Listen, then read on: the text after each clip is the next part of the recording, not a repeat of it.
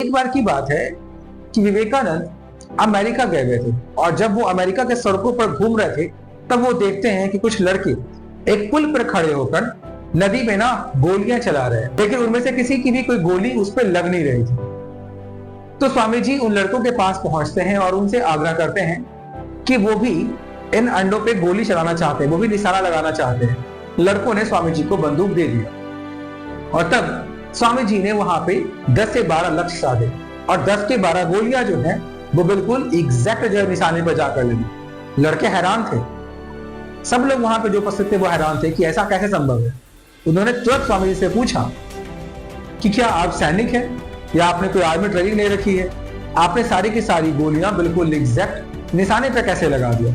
स्वामी जी मुस्कुराए और मुस्कुराकर उन्होंने बोला कि कभी भी किसी भी कार्य को करो तो अपना सारा ध्यान, अपनी सारी इच्छा शक्ति सब कुछ उसी काम पे लगाओ तो वो काम निश्चित ही सफल होगा।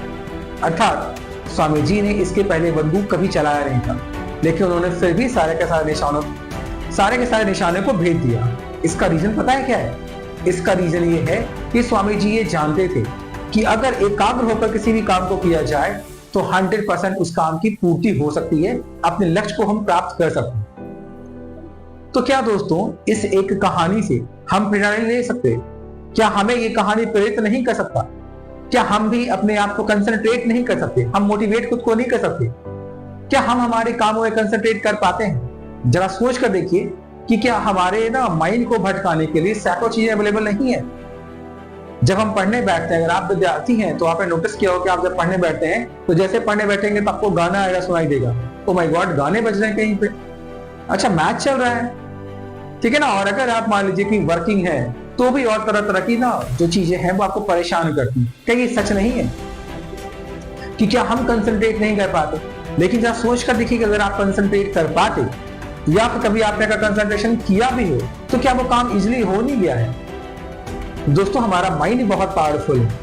अगर हम ना हर चीज को छोड़कर किसी एक पार्टिकुलर चीज पर अपने ब्रेन को कंसंट्रेट कर दें तो यकीनन वो काम हो जाएगा।